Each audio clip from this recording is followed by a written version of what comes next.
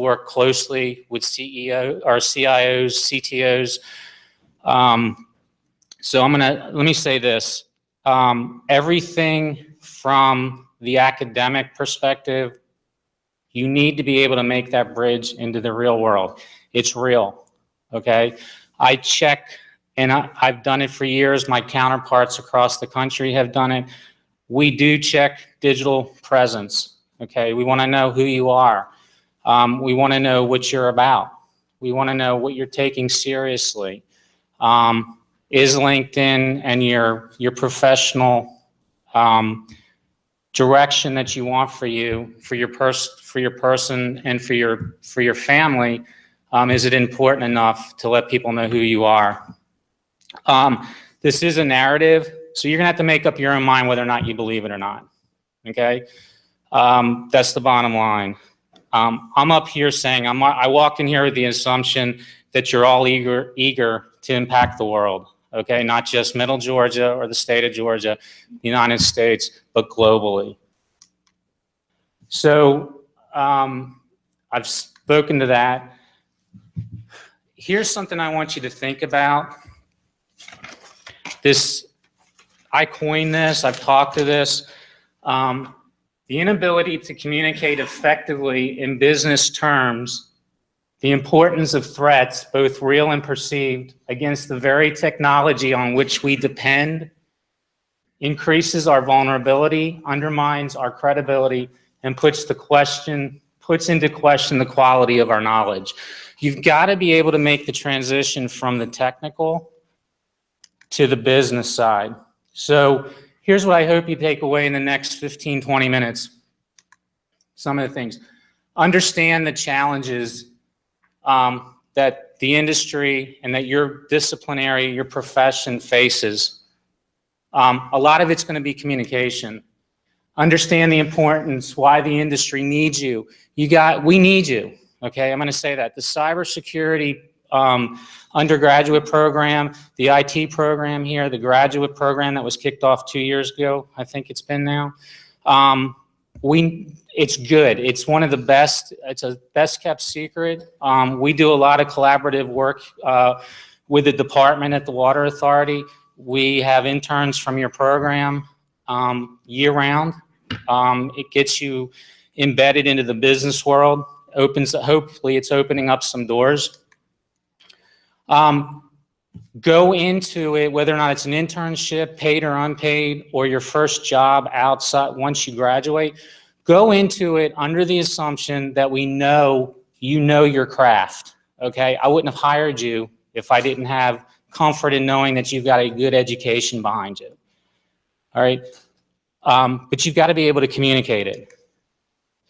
Understand that effective business communication is your key to gaining traction with executive leadership and your credibility, okay? If you can't communicate it, I don't know what you're talking about. Effective IT leadership at all levels, that's from the frontline contributor in IT all the way up to the CTO or the CIO. Excuse me. Again, it goes to the communication part. I'm going to stand up here as a chief financial officer who's had CIOs and CTOs reporting to me for almost 30 years now.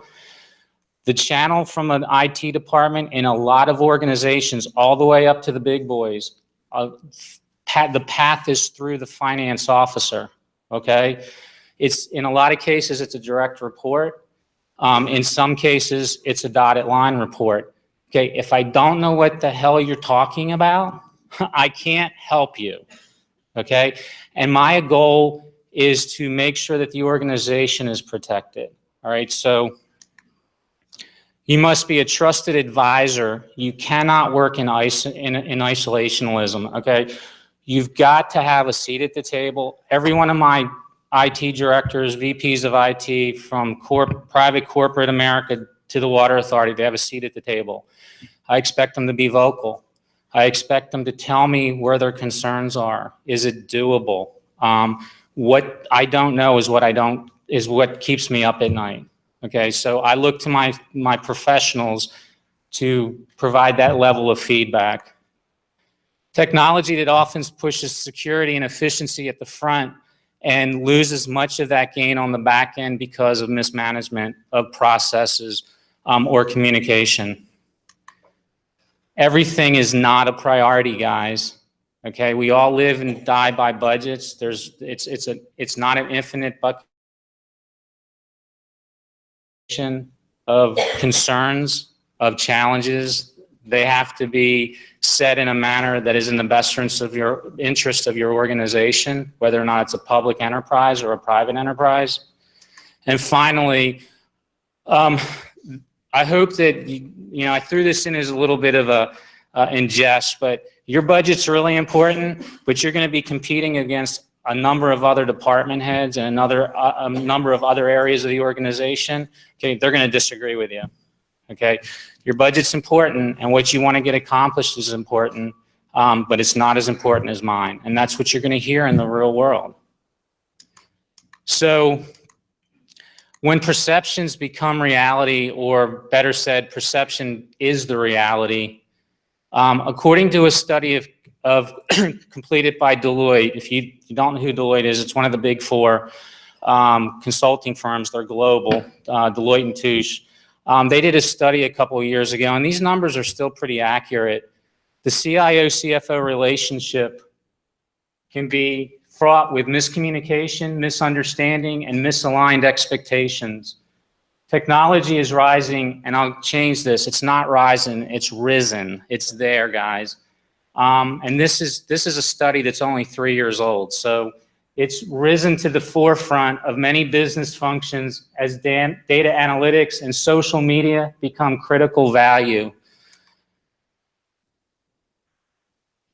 The significant number of CFOs who have IT as a direct or dotted line, 75%. You've got to be able to communicate with us from the financial side. If you don't, okay, something's going to get missed.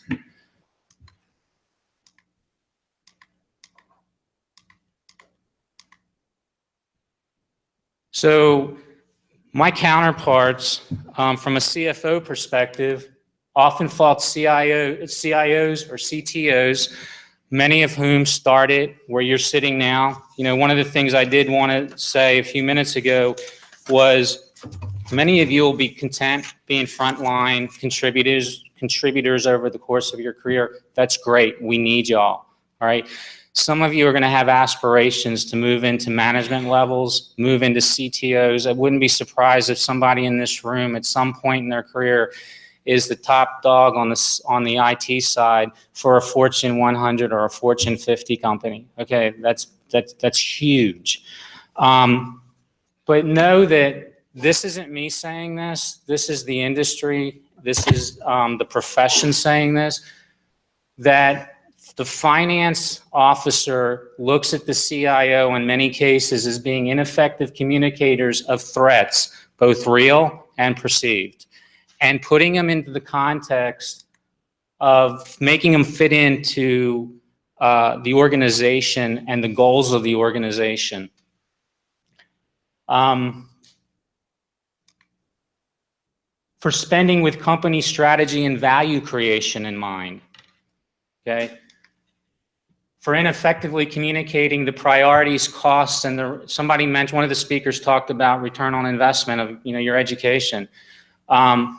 Being able to communicate what that means to upper level management, to the COO, chief operating officer, to the chief executive officer, or to the department head, the chief technology officer. Even many CFOs who say they have a good relationship with their CIO confess to struggling at times to understanding what y'all are saying. Okay, it's real. Okay. I've got an incredible IT director who heads up the IT operation at the Macon Water Authority. He's got a small staff. We have 1 or 2 interns from the university that takes it to 5 or 6. Excuse me. He's spent the last 2 years since we hired him into that role of learning how to be a manager, because we knew, a couple points earlier I mentioned, we knew he knew his stuff. What he's developing is how to communicate that up the chain and make sure everybody is well aware of what's at risk if we don't do certain things, what the budget constraints look like, what's going to be needed not 2 years or 5 years, but 10, 15, and 20 years down the road as best as he can. We understand that the technology changes every couple of years. And I'm going to talk in a few minutes about the water industry in general, because we don't typically think of water and sewer as being dependent on technology, all right? So how many of you in here this morning have a bottle of water, a glass of water, a cup of coffee, ate a donut out there? Just a show of hands, did any of that? Brewed a cup of coffee at your house, stopped on the way to work? Guess what, guys? Okay, how important is this? Okay, it's not to take away from other disciplines and other professions, other businesses. Okay, but this, I think the title of this presentation is cyber IT professionals need to get it right in this industry because your very life depends on it. So think about that as we go through this. I had to throw this in because from the CIO's perspective, to keep it equally balanced, CIOs often find people like us, the CFOs, have unrealistic expectations or lack awareness of the realities associated with managing projects. My end point, that could be completely true, but this is about me this morning. So it is true. It is true. There's a conflict, and it's a good conflict in business. It certainly was when I was with Cox. It was when I was with the organization before that, and it has been since I've been with the Water Authority. So think about this.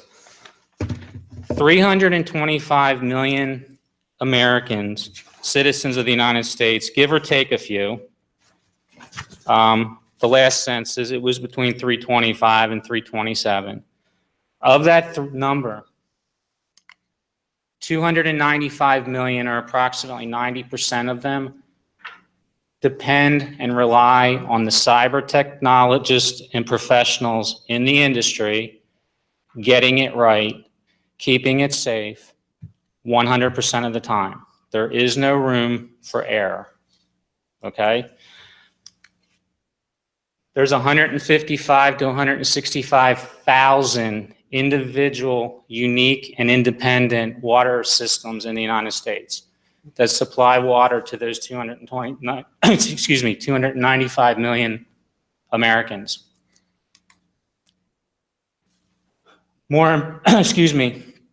The second part of that was the industry's become more and more dependent, and it's become exponentially dependent over the last 5 to 10 years on technology.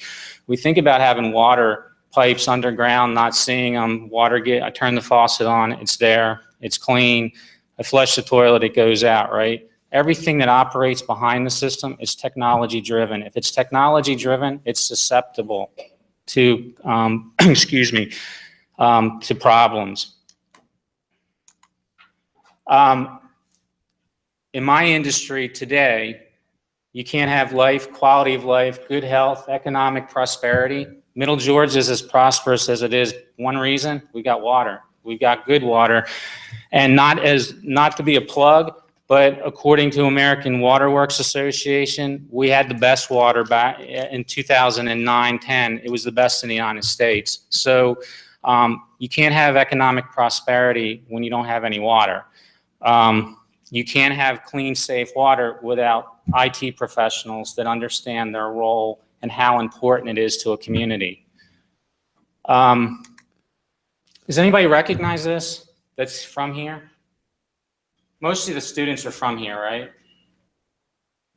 Does anybody know what this is? What is it?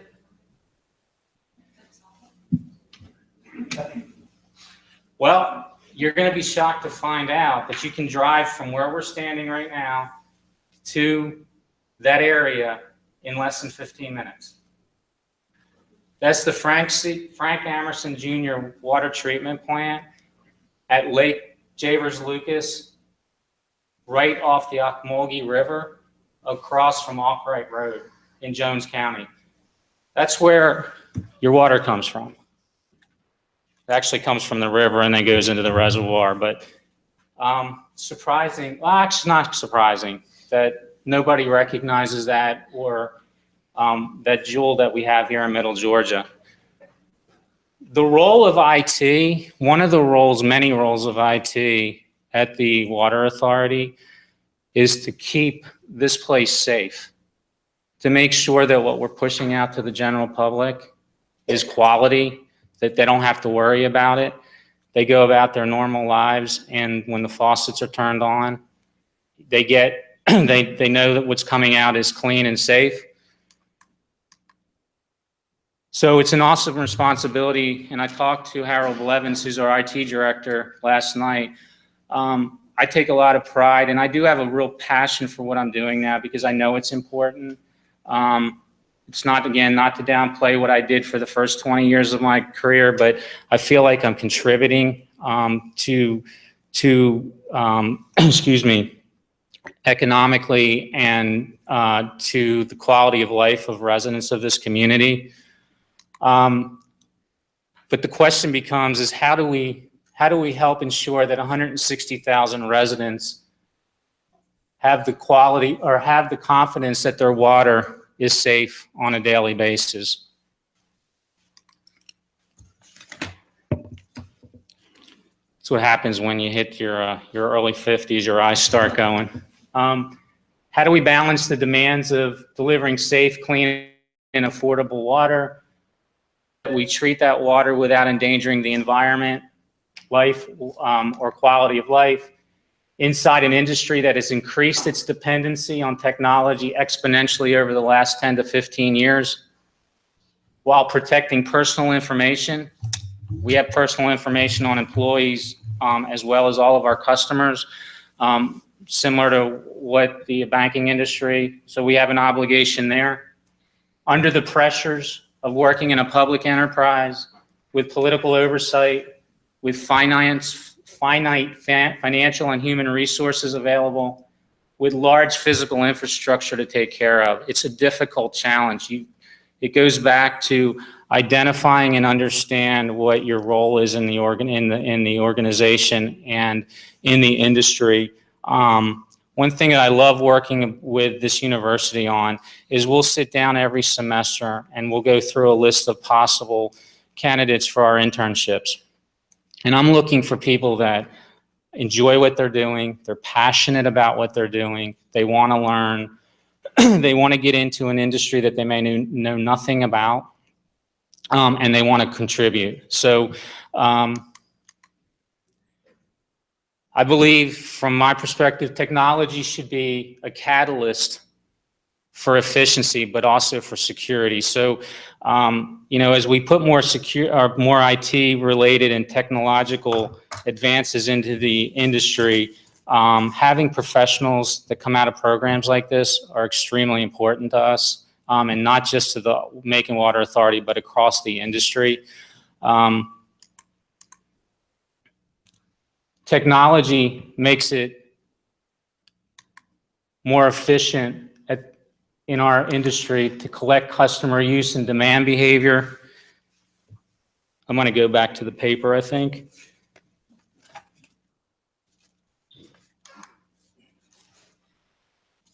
So let me talk a little bit about the technology without disclosing what I can't disclose. You think about pipes in the ground, out of sight, out of mind, but everything that operates behind that system is driven by technology. Whether or not it's pushing water or pulling water out of the river through intakes, redirecting water flow, remote shutdowns, redistribution of pumping equipment, putting chemicals into the water, valves, it doesn't really matter. The list is endless. Customer information that we get from smart meter technology. We don't have it for the most part here in Middle Georgia, but there are systems out there that pull all the information in from customer use, similar to what the private sector does for, likes and dislikes. We've got to be able to protect that information. It's becoming more, excuse me, more of an issue across the states as we put smart meter technology in, making sure that the customer and the general public has a comfort with how we're using that information. Knowing when you're not at home versus when you are home. Demand levels drop in a system. You can speculate where people are during the day. They're probably at work. We have a huge responsibility to the general public to protect that kind of data. It gives more options to the customers. Where there's more options, they're generally technology driven, and that means there's more endpoints to corruption. Technology corruption, not financial corruption. The efficiencies are undeniable. We do have a couple benefits of working in the sector that I'm from. The competitive pressures, they really don't exist as the way that they exist in the banking industry, where you're always looking for the next customer.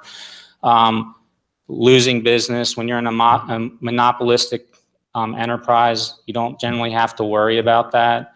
Profit motives tend to go away. Our job is to make sure that we deliver the product at a rate that customers can afford. But here are the pressures that you deal with in this part of the public sector.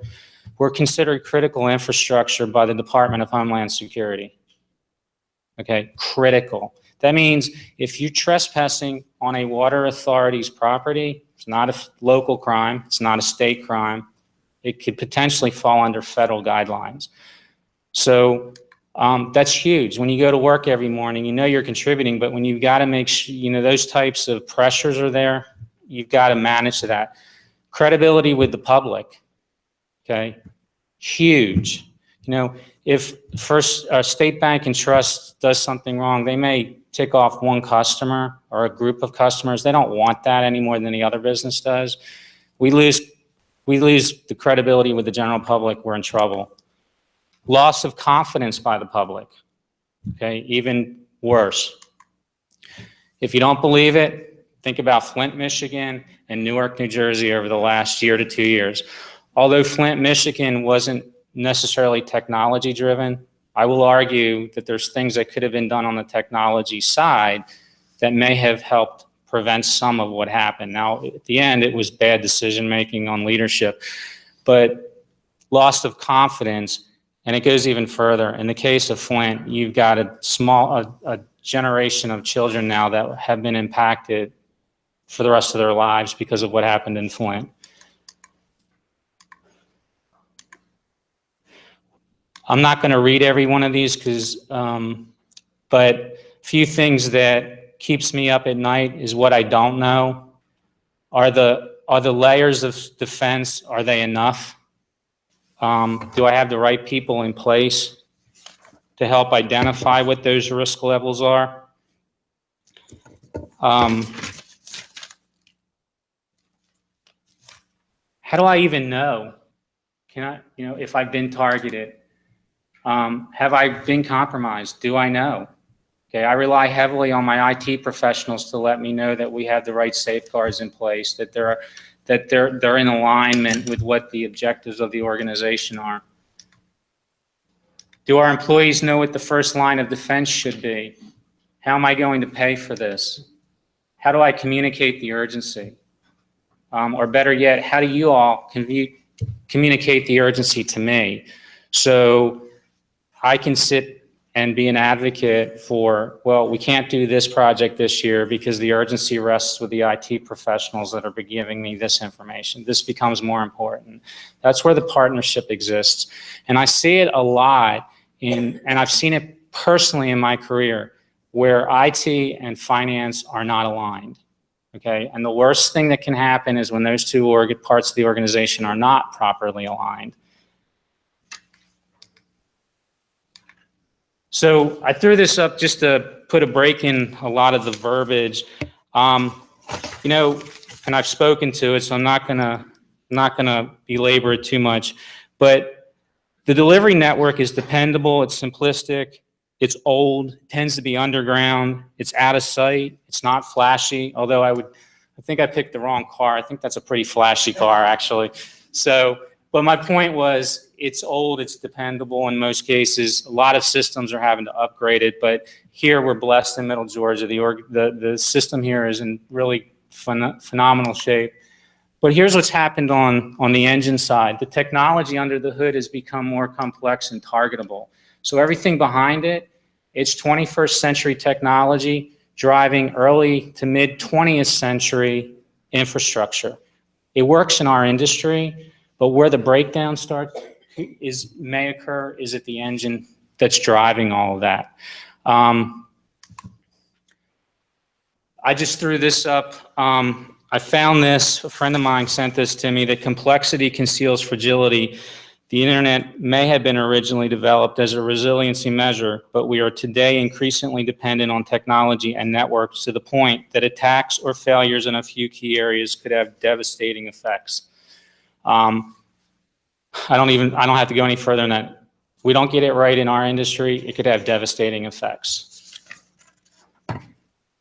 Last couple of slides I'm going to have to go through pretty quickly. I've done, when I do presentations, like I said, I'm not a public speaker. I like presenting. I have a passion for seeing young minds molded and trying to help them get where they want to be in their career, especially those that are in school and still studying. I do a bad job trying. I always worry about not having enough information, and I tend to have too much information. Understanding your limitations.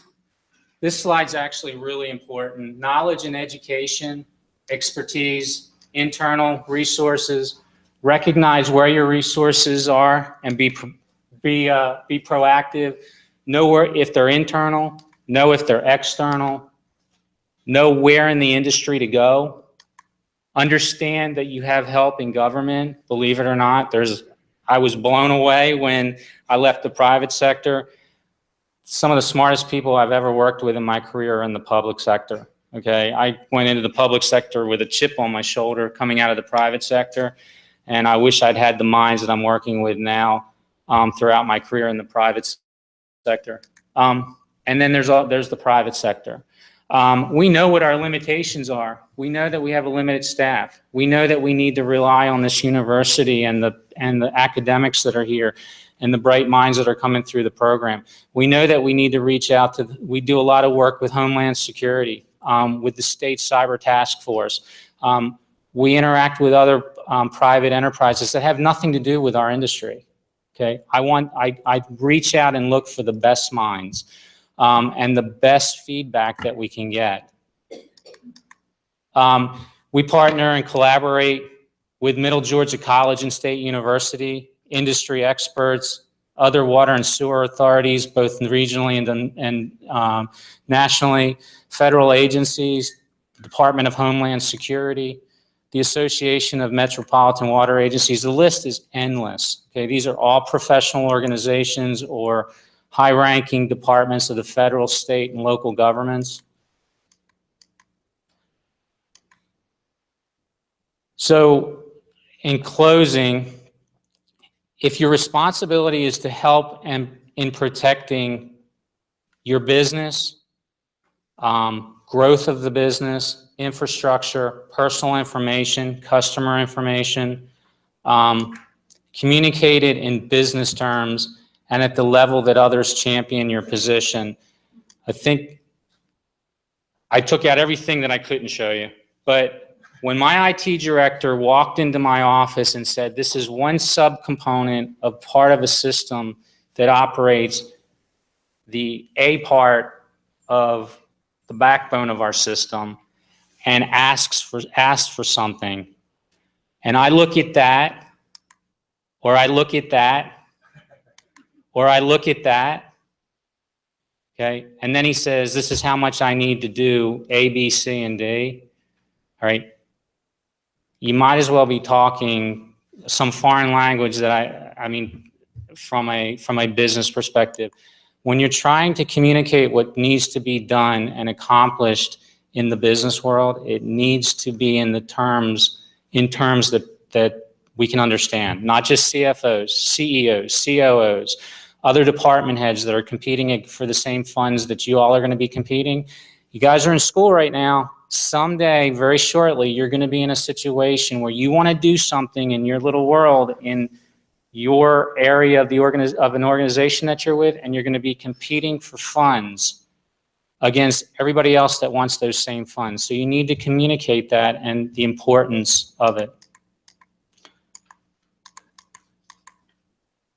I'm not going to worry about that. So the final slide, our industry needs you more now than ever. Cybersecurity is much about technology as it is about establishing a plan of action, communication of that plan, acting as a sales agent for that plan, hijacking, if you have to, by allocation, the resources you need to complete that plan, and then executing it. So, you know, I know you've heard a lot about communication this morning. I think the other speakers are a little bit, did a great job communicating from their perspective, both academic and industry-wide. Bottom line comes down to communicate, understand what that means in the businesses that you're going to be working for. I love mentoring. I said that a few minutes ago. It's important that you guys get it right, and you get it right now, because if you don't get it right now, it's going to have devastating effects to you professionally. So that's it.